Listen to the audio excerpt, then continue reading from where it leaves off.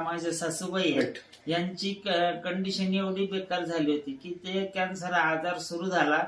तर कॅन्सर आजार आहे का नाही हे माहित नव्हतं. जेव्हा आम्ही रुग्णालयात चेक केलं, टेस्ट केल्या, तेव्हा ते सांगितलं की हे कॅन्सर आजार आहे आणि 3री स्टेप पार झालेली आहे, म्हणजे 4थ्या स्टेपला सुरुवात आहे.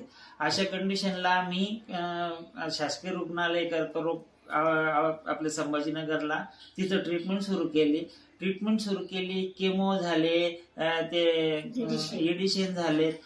डॉक्टरांनी सांगितलं की आता केमो झालेत, एडिशन झालं, सगळं झालं. आजी एक तर कमकुवत आहेत, म्हातारे आहेत. आता इथून ट्रीटमेंट पूर्ण संपली.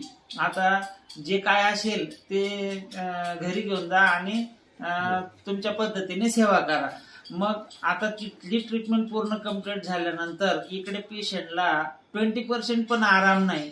उठता येत नाही, बसता येत नाही, खाता येत नाही, चालता येत नाही आणि पूर्ण लिक्विड ह्या पद्धतीने त्यांना द्यावं लागत होतं, जे की ग्राइंडरमध्ये ग्राइंड करून त्याच्यात भाजीचं पाणी असं नॉर्मल कंडिशन मध्ये चाळणीने चाळून ते चमच्याने त्यांना द्यावं लागत होतं.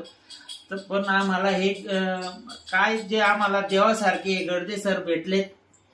गडदे सरांनी आम्हाला सांगितलं की माझ्याकडे असं असं आहे, तुम्हाला पाहिजे का? योगायोग झाला तो आमचा. आणि माझ्याकडे मी त्यांना म्हटलं की वा, तुम्ही तर भारीच झालं. त्यांना घरी घेऊन आलो.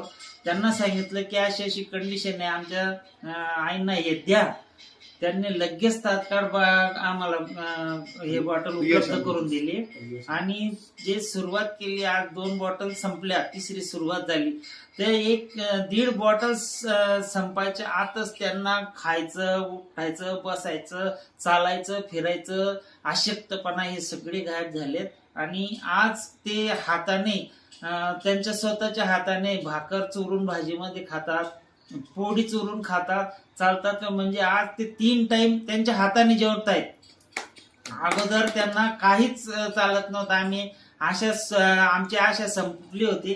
पण आज आम्हाला हे अमृत ज्यूस या प्रोडक्टने एक नवीन जीवदानच भेटलं आणि तेवढं आमच्या आईंना आयुष्य भेटलं. बरं का, तुमचे आम्ही आभारी.